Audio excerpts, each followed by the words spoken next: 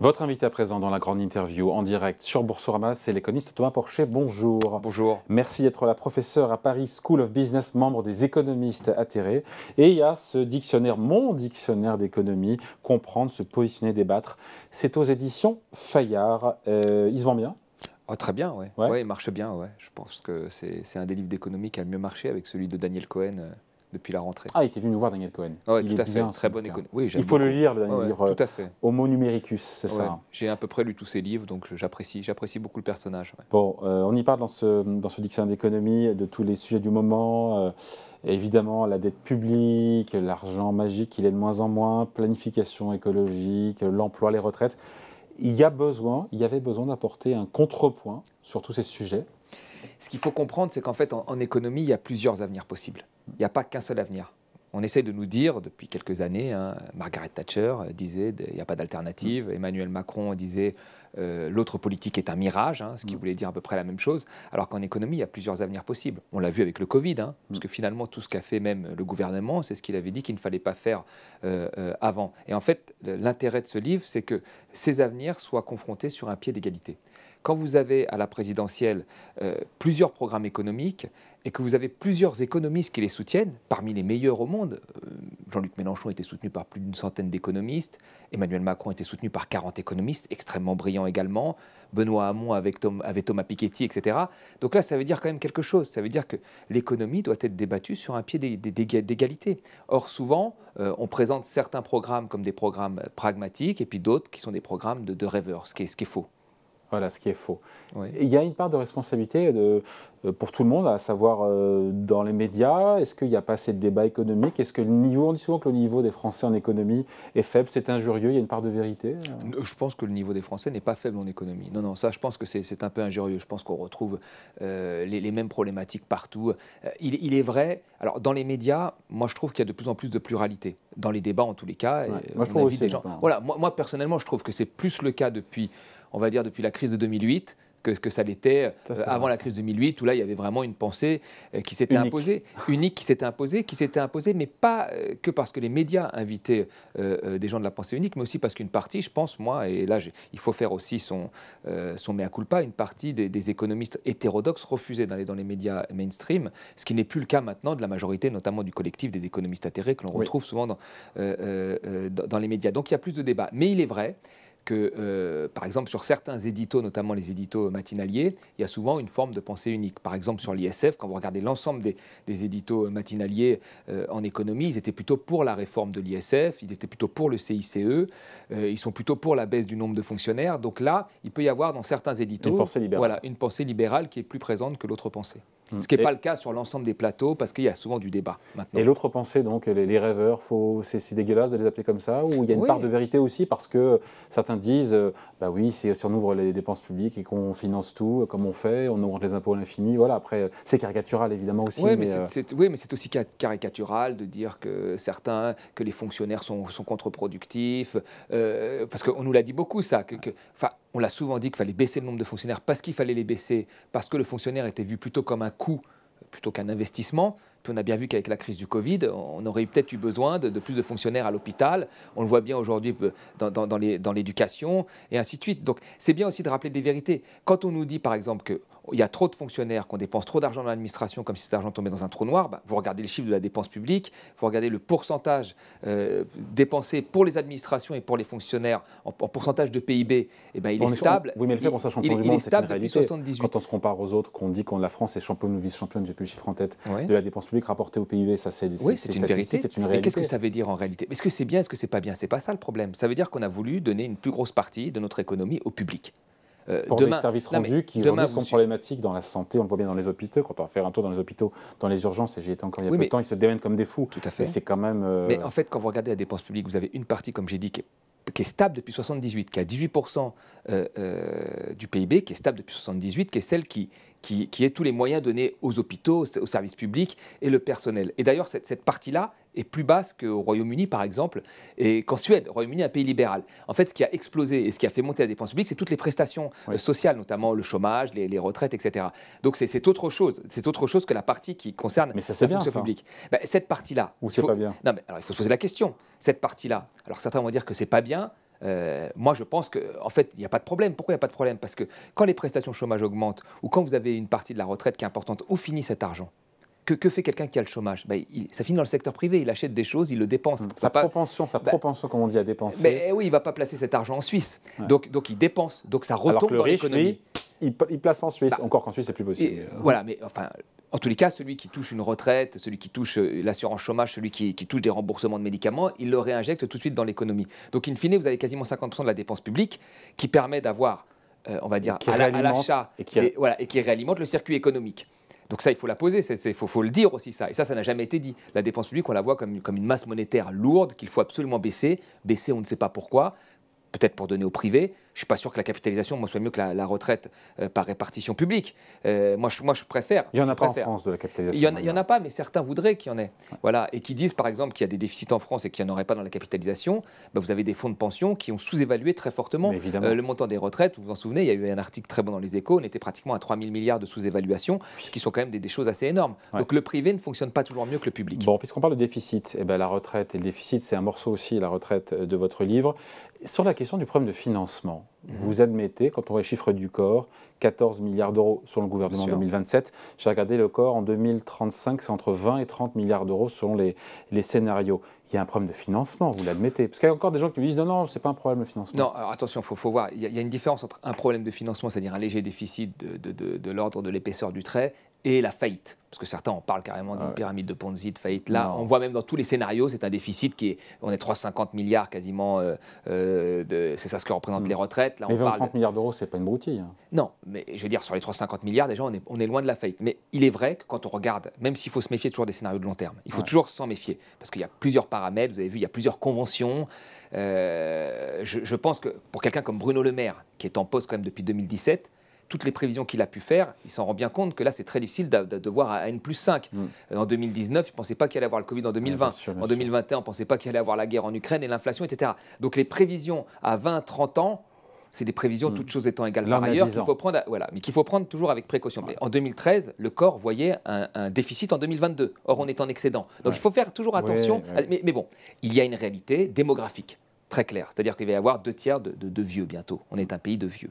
C'est une réalité. Maintenant, la vraie question qu'il faut se poser, si nous sommes un pays qui vieillit et que nous avons un choc démographique devant nous, qui est déjà en majorité passé derrière, soit dit en passant, là, est-ce qu'on ne doit pas prendre une plus grosse partie de la richesse créée et de la donner aux vieux? C'est la question qu'il faut se poser. Si on dit non, dans ce cas-là, on fait ce qu'on fait, on reporte l'âge, et puis on va baisser la part des pensions dans le PIB, et on accepte que les vieux soient plus pauvres, sachant que quand les vieux sont plus pauvres, qu'est-ce qui se passe? Là, vous avez l'inégalité qui arrive. C'est-à-dire que si vous avez du patrimoine, vous n'allez pas travailler. Si vous avez un enfant qui gagne suffisamment bien sa vie, il va vous donner une rente pour que vous puissiez vivre. Et puis si vous n'avez pas tout ça, vous serez obligé de travailler beaucoup plus longtemps ou de survivre dans des conditions plus difficiles.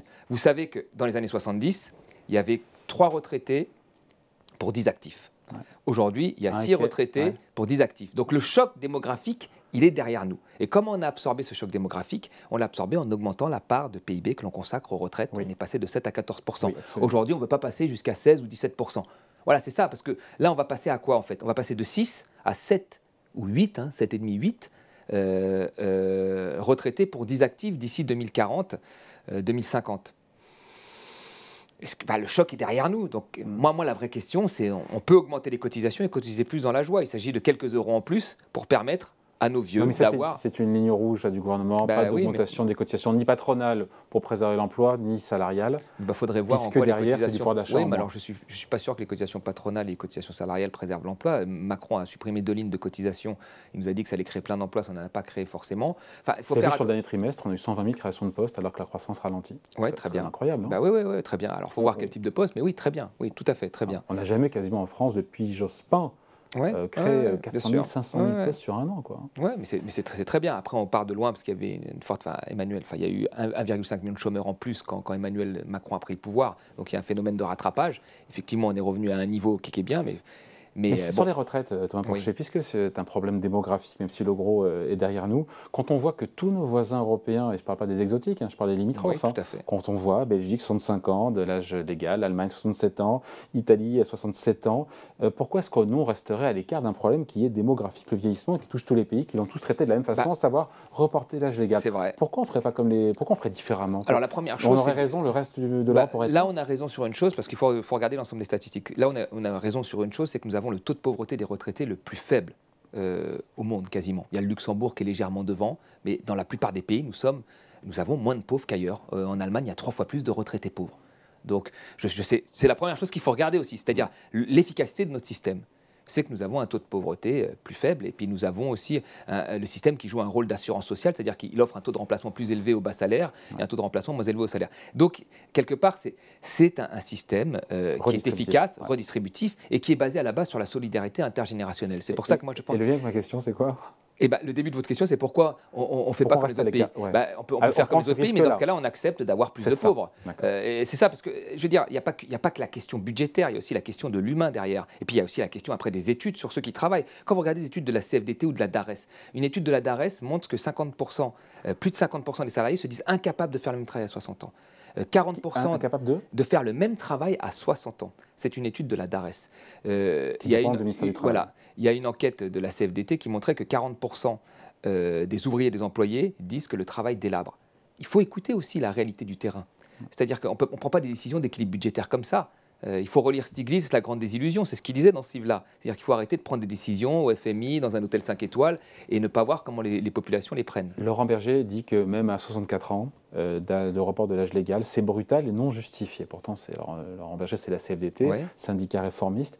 Il a raison, encore une fois, il dit que ça va toucher d'abord les travailleurs les plus modestes. En quoi et pourquoi?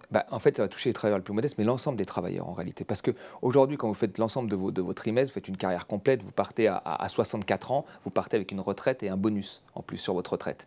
Là, vous allez partir à 64 ans ou 65 ans, 64 ans on va dire, et vous allez partir avec un malus, parce que la date de l'âge légal sera 65 ans. Donc l'ensemble des gens, en fait, vont devoir travailler plus longtemps pour avoir la même retraite qu'ils auraient si on n'avait pas touché. Mais en même temps, c'est pour pérenniser le système aussi, pour garantir les pensions à venir. Oui, mais on peut les garantir autrement. Je veux dire, on augmente les cotisations. Je veux dire, OK, on ne veut pas en parler. Le gouvernement ne veut pas en parler. Le gouvernement ne veut pas en parler. Comme il ne veut pas augmenter, comme il ne peut parler de l'augmentation des salaires, parce qu'il y a la boucle, on va en parler après, la boucle prix-salaire.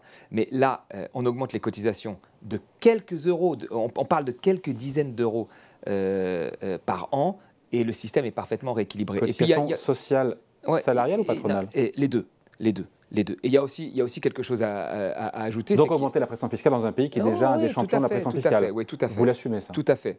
Oui, tout à fait, oui, parce que pour moi, toutes les cotisations ne tombent pas dans un trou, justement. Elles financent les retraites, elles financent les prestations chômage, c'est un salaire différé. Et les gens qui sont en poste, ils vous disent toujours ça, mais quand ils sont au chômage, ils sont bien contents d'avoir le chômage. Et il y a beaucoup de gens qui sont toujours bien contents de profiter de l'hôpital gratuit et qui vivent à l'étranger. Enfin, il y a plein d'exemples comme ça qu'on pourrait citer. C'est pas la majorité des Français. Non, c'est pas la majorité, très bien. Mais malgré tout, voilà, les cotisations, elles ne tombent pas dans un trou noir, elles financent quand même un salaire. Donc il y a d'autres moyens de pérenniser. Il y a d'autres moyens qu'il faut aussi mettre sur la table. Elle dit qu'elle est ouverte, la Première ministre, à d'autres solutions. D'ailleurs, c'est Laurent Berger. Sauf ça. On parlait hier avec le numéro 2 du MEDEF sur le relèvement de 10 points du taux d'emploi des seniors pour combler le déficit.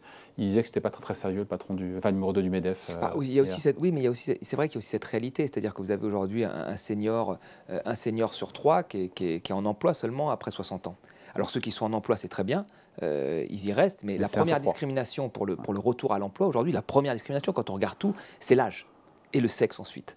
Ouais. Donc on est dans un pays comme ça. Avec double peine. Voilà, et en même temps, si vous faites la réforme de l'assurance chômage et que vous réduisez les temps de chômage et que vous obligez aussi ceux qui touchent le RSA à faire 20 heures de présentiel, etc., donc là, vous enlevez tous les filets de sécurité aussi pour ces populations-là. C'est vrai que les Français sont d'accord sur cette réforme de l'assurance chômage, autant sur les retraites majoritairement opposées, autant sur la réforme de l'assurance chômage. Cette contracyclicité, le fait de lier la durée d'indemnisation, le montant de l'indemnité chômage en fonction du taux de chômage, de l'emploi, 6%, 5%, c'est approuvé par les Français. Oui, mais ils ont tort. Mais je vais vous dire pourquoi ils ont tort. Parce que parfois, d'une région à l'autre, vous avez des taux de chômage qui sont multipliés par 3. Mais non, mais je veux dire, même entre Paris, vous regardez entre Paris et vous prenez le RER, vous arrivez à la Courneuve, vous avez un taux de chômage multiplié par 3. Vous regardez par secteur, Vous avez des taux de chômage, parfois, vous avez des secteurs qui emploient énormément, mais même dans les grandes études. Moi, je me souviens d'une époque où vous aviez 80% de génération qui voulait faire de la finance, parce que ça employait. Maintenant, ils veulent faire du digital business. Enfin, vous voyez, donc en fait, vous avez des secteurs avec des taux de chômage élevés et d'autres non. Donc, c'est très simple de dire un taux de chômage national qui va baisser. S'il baisse parce qu'il est drainé par certains secteurs et pas par d'autres, vous allez avoir des populations, vous allez leur couper les prestations chômage alors qu'elles ne trouvent pas d'emploi. Pour vous, donc, il y avait d'autres solutions, augmenter les cotisations alors, pour l'assurance chômage, pas ça. Pour l'assurance chômage, pour la retraite, non, pour la retraite. Oui, pour la retraite, pardon. Oui, on pouvait augmenter. On a notre système de base par répartition, c'est la solidarité intergénérationnelle. Donc, c'est-à-dire, quand vous travaillez, vous financez avec vos cotisations les retraites. Donc, on pouvait encore un peu les augmenter. C'est ce qu'on a fait entre 70 et nos jours. Ça s'est fait très bien, ça s'est fait dans la joie. Et là, surtout qu'il faut arrêter un certain nombre de réformes. On n'a même pas encore vu les effets de la réforme Touraine, qui vont apparaître dans une dizaine d'années. Mais on refait réforme sur réforme. Quand on regarde les réformes depuis Fillon 2010, on a plus allongé l'âge de départ à la retraite qu'on a gagné en espérance de vie, puisqu'on va passer de 60 à 65. Donc il faut un peu se calmer. Là, il faut se calmer, je pense. On va voir les effets. Et puis, il n'y a rien qui presse, puisqu'on fait une frappe préventive. En fait, on réforme pour un potentiel résultat dans 10 ans. Alors, pour une fois, on a effectivement une vision de long terme. C'est assez rare pour le gouvernement.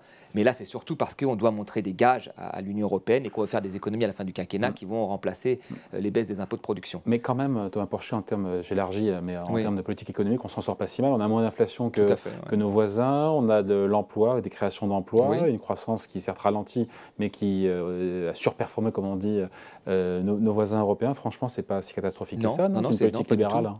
Non, mais bien sûr, bien sûr. Après, ce qui est assez marrant, et Macron lui-même l'a dit, quand il y a eu le premier confinement, il a dit il faut se réinventer, moi le premier. C'est-à-dire que tous, finalement, ce qu'ils voulaient casser, nous a sauvés face au Covid. C'est-à-dire c'est l'hôpital public, c'est les collectivités locales, c'est tout ça, c'est les premiers de cordée, tu vois, c'est tout ça qui nous a, les premiers de corvée, pardon. C'est tout ça qui a fait maintenir. Il a commencé par la cordée, il a fini par la corvée. C'est tout ça qui a maintenu l'économie finalement. Et c'est tout ce que Macron voulait. Il parlait d'ubérisation à l'époque, il parlait justement des premiers de cordée qu'il fallait avantager, il parlait des économies sur l'hôpital, il avait dit à cette aide-soignante, il n'y a pas d'argent magique, on s'en souvient, au CHU de Rouen. Donc c'est ça qui nous a sauvés. Après, il a fait de la relance économique, effectivement. Voilà. 250 milliards d'euros. Oui, mais bien sûr, mais c'était une bonne chose. Le job a été fait là pour le coup. Bien sûr que le job a été fait, c'est ce qu'il fallait faire. C'est ce qu'il fallait faire. Maintenant, la vraie question, c'est est-ce qu'il faut faire attention? Il ne faut pas sortir trop rapidement du soutien de l'activité, parce que là, l'économie est très fragile. Et si vous sortez trop rapidement du soutien de l'activité, c'est les plus faibles qui vont plonger. On le voit bien avec les boulangers, les artisans, les petites entreprises qui n'ont plus d'aide vont plonger. Il faut faire attention aux 30% les plus pauvres parce que leur salaire est mangé par l'inflation. Il faut faire attention à ça. Si vous salaires qui vont augmenter, m'a dit Mourad du MEDEF hier, a priori pas loin de 6% cette année, après les NAO qui vont venir, négociations annuelles obligatoires dans les entreprises. Donc si les boîtes jouent le jeu, si on est sur 6%, que l'inflation est à 6%, le pouvoir d'achat des salariés est préservé. Si c'est ça, c'est parfait. Alors si on le est salaire et pas des primes. On est déjà à 3,5. Non, pardon, en incluant les primes. Voilà, c'est un peu différent. Salaire et primes, voilà, vous avez raison. C'est un peu différent. Oui, la prime, c'est une fois, c'est pas tous les ans. Voilà. Mais l'inflation n'a pas resté éternellement à 6% en France. Nous espérons, on ne sait plus ça. Parce que vous savez, l'inflation au départ, elle est venue de quoi? Elle est venue d'un décalage, d'une demande globale plus forte que l'offre globale, c'est-à-dire qu'il y avait un décalage. Voilà. On a fait des plans de relance et il y avait un des problèmes qu'il y a encore aujourd'hui, puisque la Chine, on ne sait pas trop où ça va, il y avait des problèmes d'offres. Et d'ailleurs, à l'époque, disons-le, rappelons-le, nous avions une inflation beaucoup plus faible que les autres pays parce que notre plan de relance était beaucoup moins fort que les autres pays. Il faut le dire aussi. Les États-Unis, eux, ils ont un plan de relance très très fort, ils ont de la surcharge à l'américaine. Mais après, ça vient d'une inflation qui est importée, majoritairement à cause du conflit qu'il y a entre la Russie et l'Ukraine. Donc là, on a du mal à voir combien de temps toute cette situation de décalage de l'offre et de la demande et le conflit à nos ports, on sait pas sur l'inflation. Et les embargos qui vont être faits sur la Russie, qui sont un des premiers producteurs de pétrole, on arrive moins à savoir quelles sont sur le long terme, quelle va être l'inflation. Même si on a eu les chiffres, c'est le mois de décembre, c'est 5,9 au lieu de 6,2%, chiffre INSEE, on voit le prix du gaz qui redescend, le prix du pétrole qui redescend. La politique de la BCE qui augmente les taux pour freiner l'activité. Elle n'a pas le choix. Elle a un mandat à 2%, elle a une inflation en zone euro qui est à 10%, il faut comme qu'elle se bouge un peu derrière. Oui, c'est vrai, mais je ne suis pas sûr, encore une fois, que ce soit la bonne solution, parce que notre inflation n'est pas la même cause de l'inflation chez nous, n'est pas la même cause qu'aux États-Unis. Aux États-Unis, c'est la surchauffe de l'économie, très clairement, vous augmentez les taux pour freiner ça. Ouais. Nous, on a une inflation importée. La moitié de l'inflation. Bien sûr, voilà. Donc là, qu'est-ce que vous pouvez faire avec les taux? Vous tuez l'activité, vous voulez baisser la demande globale. La BCE en fait moins que la Fed. Oui, on fait moins que la Fed, mais vous savez, il y a un économiste africain extrêmement bon qui s'appelle Kako Nubuko. je ne sais pas si vous connaissez, qui a écrit un livre qui a été ministre et qui est maintenant un professeur très connu en Afrique et dans le monde par ailleurs, qui a expliqué que la lutte contre l'inflation, on l'a tout le temps fait en Afrique en augmentant les taux alors que l'inflation était importée, ce qui a été complètement stupide. On a tué l'activité alors que l'inflation était importée. Bah, c'est exactement ce que l'on fait là. Sauf que la BCE a un mandat. Oui, et donc la BCE veut lutter contre l'inflation, quitte à casser l'activité. Voilà, c'est ça la réalité. Les taux sont à 2%, je veux dire, on ne va pas s'emballer non plus. Ils sont à 2, avec taux directeur à 2, avec une inflation à 10. Tout à fait, tout à fait. Mais il faut faire attention parce qu'on est dans une période de reprise. En fait, voilà, c'est ça. Tout ce qui peut freiner cette reprise dans un contexte conjoncturel. Pour l'instant, ça ralentit. On n'est pas encore sur la reprise. Pour l'instant, ça ralentit l'activité. Voilà, exactement. Bah oui. Donc il faut faire attention. Si vous arrêtez l'aide de l'État trop rapidement, que vous augmentez les taux, bah là vous allez noyer la reprise. Et on a déjà fait ça en 2011 et on a eu des mauvais effets. Ah oui, on a plombé l'activité pendant 3, 4 ou 5 ans. Hein. On a mis 8 ans pour revenir. Alors ce n'est pas le cas là, mais on a mis 8 ans pour revenir à notre niveau de richesse d'avant-crise. En France, on a mis à peu près 9 ans dans la zone euro. Les États-Unis ont mis 3 ans. Oui, ils sont plus pragmatiques que nous, les tout Américains. Il faut lire Thomas Porcher, Mon dictionnaire d'économie, comprendre, se positionner, débattre aux éditions Fayard. Revenez nous voir. Merci. Avec grand plaisir. À bientôt. Merci beaucoup. Salut. Salut.